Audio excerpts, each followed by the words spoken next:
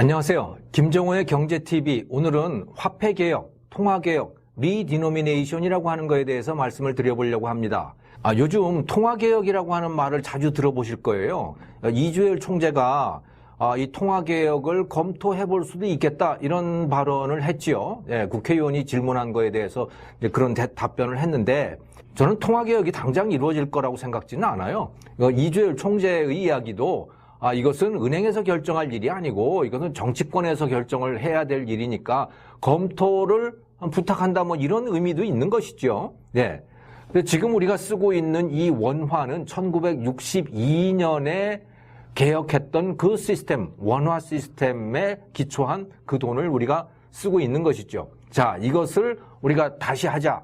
다시 할 수도 있겠다. 뭐 이런 이야기인 겁니다. 여기서 용어를 한번 살펴볼까요?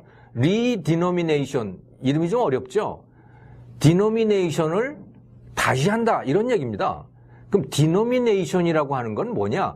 이게 액면가를 뜻합니다.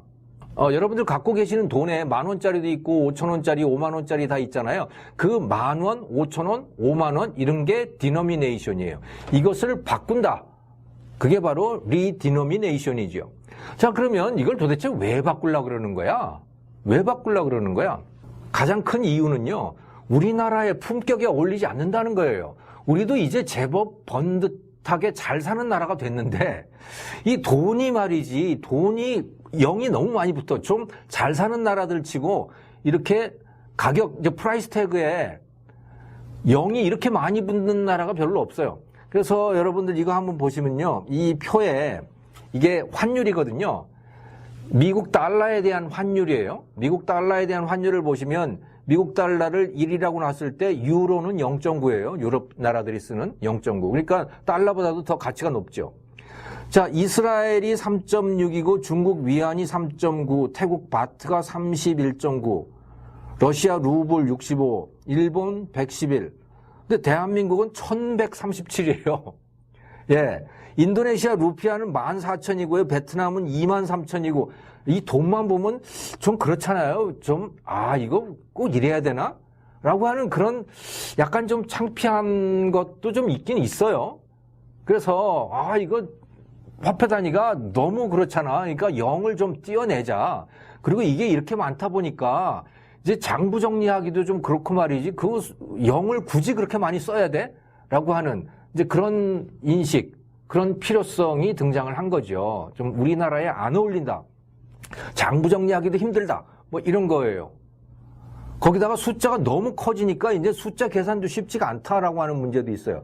그래서 이제 하도 이게 커지다 보니까 일경 이런 게 나왔잖아요. 억 다음에 조 다음에 조도 모자라가지고 이제 경이 나왔어요. 그래서 여러분 이 그래프에 보시면 이제 우리나라의 국부 총액 조사를 하는데 2016년에 우리나라 국부 총액이 1경 2,359조 원이에요. 경이라고 하는 것까지 쓰게 된 거예요. 그러니까 이거 좀 줄여야 되는 거 아니야? 이제 이런 필요성이 자꾸 제기가 되는 거죠. 자, 그러면 이 통화개혁이라고 하는 거를 리디노미네이션이라고 하는 것을 하면 어떻게 되는 거야?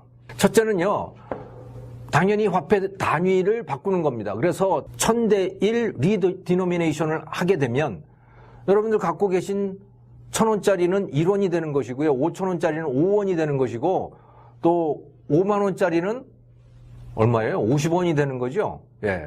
나누기 1,000 하면 그렇잖아요. 그런데 이게 집으로 따지면 어떻게 될까요? 10억짜리 집이다. 그러면 10억짜리 집은 지금 10억이다. 그거를 1000분의 1로 리디노미네이션을 하게 되면 그냥 글자 그대로만 하게 되면 100만 원이 되는 거죠. 10억짜리 집이 100만 원이 되는 거예요. 예. 굉장히 헷갈리죠, 이제 그렇게 되면. 네. 그래서 이 화폐 단위 변경이라고 하는 게 이제 그런 식으로 이루어지게 된다. 자, 그다음에 두 번째는, 그러니까 첫 번째는 화폐 단위가 바뀐다. 두 번째는 일정액 이상은 과연 교환을 해줄까 안 해줄까 이 문제도 또 있는 거예요. 자, 얼마까지만 교환을 해준다라고 하는 적도 있었던 겁니다. 과거에 우리나라도 그랬었던 적이 있었던 거고 북한은 당연히 그랬던 거죠. 네. 그리고 화폐를 교환할 때 은행 가서 해야 되잖아요. 은행 가서 하게 되면 당연히 기록이 남게 되지요. 아, 이 사람은 돈 얼마를 가져와서 교환을 했어. 그러니까 돈을 숨길 수가 없어요. 어쨌든 집에 있는 돈을 다 갖고 나와가지고 교환을 해야 되는 거예요. 물론 달러를 갖고 있는 사람은 뭐 아니겠지만 원화를 갖고 있는 사람은 은행 가가지고 내 돈 얼마 있습니다라고 다 밝혀야 되는 그런 상황이 되는 거고요. 자, 그 다음에 세 번째로 사람들이 이제 굉장히 혼란스러워진다 이게. 왜냐하면 자 10억짜리 집이 갑자기 100만 원짜리가 됐는데 이거 100만 원이면 말이지 조금 더 낼 수도 있는 거 아니야? 이런 생각을 가질 수도 있는 거예요. 네.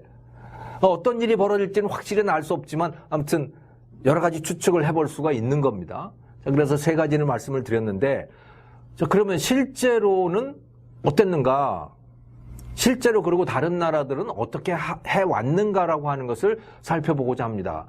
그게 세 가지의 유형을 말씀을 드리려고 해요. 첫 번째 북한, 두 번째 터키, 세 번째 브라질입니다. 세 가지 유형이에요. 자, 첫 번째 북한 케이스는 뭐냐? 사실은 물가를 잡고자 하는 필요성보다는 돈을 약탈하기 위해서 국민들이 갖고 있는 돈을 약탈하기 위한 목적의 화폐 개혁을 했습니다. 2009년 11월 30날 북한에서 이 화폐 개혁을 했거든요. 그래가지고 그 전에 갖고 있던 돈 100원 그것을 1원으로 교환을 한 거예요. 100대 1 리디노미네이션을 한 거죠. 그러면서 한 가구당 10만 원까지만 교환을 해주겠다 이렇게 한 거예요. 자, 그럼 어떻게 돼요? 집에 북한 사람들은 다 은행 거래를 안 하고 집에다가 돈을 갖고 있잖아요.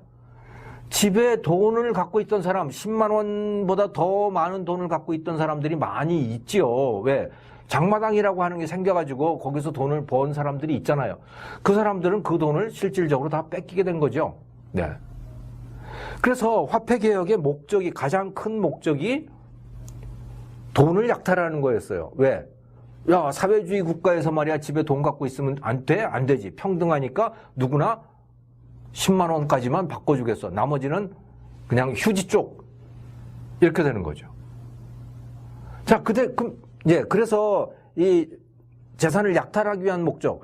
두 번째는 물론 여기도 물가를 떨어뜨리기 위한 목적이 있었던 거예요. 너무 비싸다. 너무 화폐 단위가 커진다. 그러니까 그것을 줄이자. 그래서 처음에는 효과가 있는 듯 했어요. 그런데 이게 한 달, 두 달, 세 달, 1년 가다 보니까 옛날보다도 물가가 더 비싸진 거예요. 왜 그렇게 됐느냐? 돈을 막 풀어낸 거죠. 돈을 막 풀어낸 거예요. 그러니까 물가가 뛰는 이유가 뭐냐면 물가가 뛰는 가장 큰 이유는요. 특히 하이퍼 인플레이션이 일어나는 거. 1년에 예를 들어 물가가 100% 뛴다, 뭐 50% 뛴다. 이 정도 되는 경우는요. 이거는 10중 8구 다 국가에서 돈을 풀었기 때문에 그러는 겁니다. 돈을 막 찍어내기 때문에. 그러니까 이 화폐 개혁을 통해 가지고 물가를 잡고자 한다면 진짜 필요한 것은 사실은 리디노미네이션이 아니고 돈을 줄이는 거예요.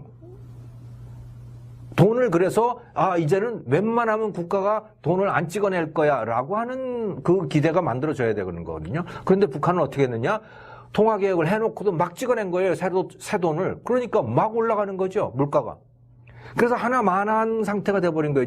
북한이 지금 그렇게 된 거죠. 예.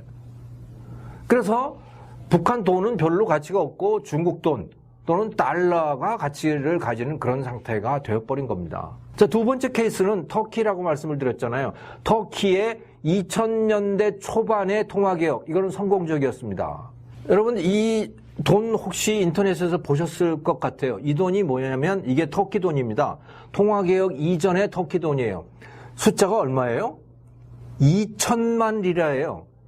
2천만 리라짜리 돈이 있는 거예요. 그런데 이 2천만 리라를 내면 극장표, 영화관표 3장 정도를 살 수 있는 그런 가치였다고 해요. 그러니까 정말 돈 가치가 없는 거죠. 왜 이러냐? 그 이전에 이 터키의 정권들이 막 돈을 마구마구 찍어냈던 거예요. 그러다 보니까 돈 가치가 완전히 이렇게 돼버린 거죠. 자, 그래서 2000년, 2001년에 외환 위기가 발생을 했습니다. 뭐 터키가 뭐 완전히 엉망진창이 돼버린 거예요. 자, 이때 집권을 했던 사람이 에르도안 총리라고 하는 사람이고 지금 대통령입니다. 이 사람이 집권을 하면서 야, 이거 안 되겠다. 그래가지고 IMF의 지도하에 여기도 이제 IMF 사태를 겪었던 겁니다.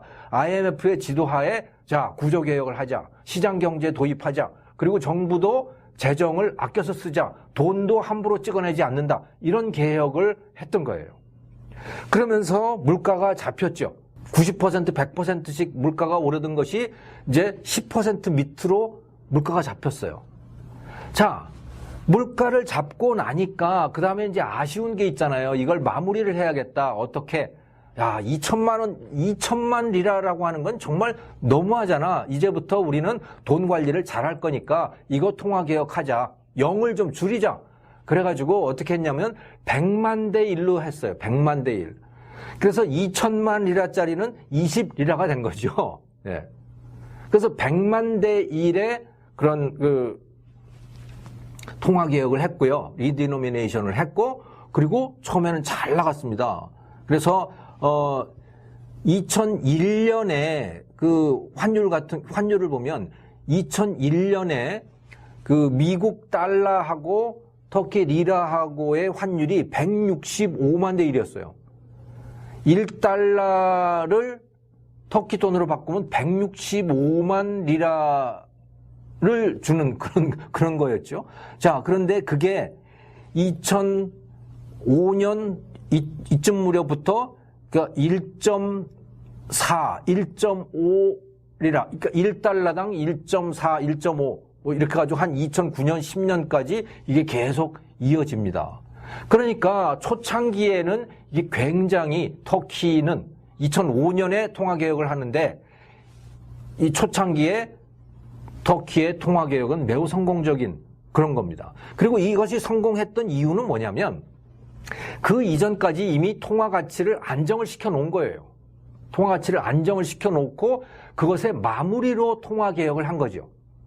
그 터키의 통화개혁은 성공적이었습니다. 세 번째, 브라질 사례입니다. 이것은 그냥 통화개혁만 한 거예요. 정부는 계속해서 돈을 찍어내는 그런 상황이었던 거죠. 브라질이라고 하는 나라는요, 6번이나 리디노미네이션을 합니다.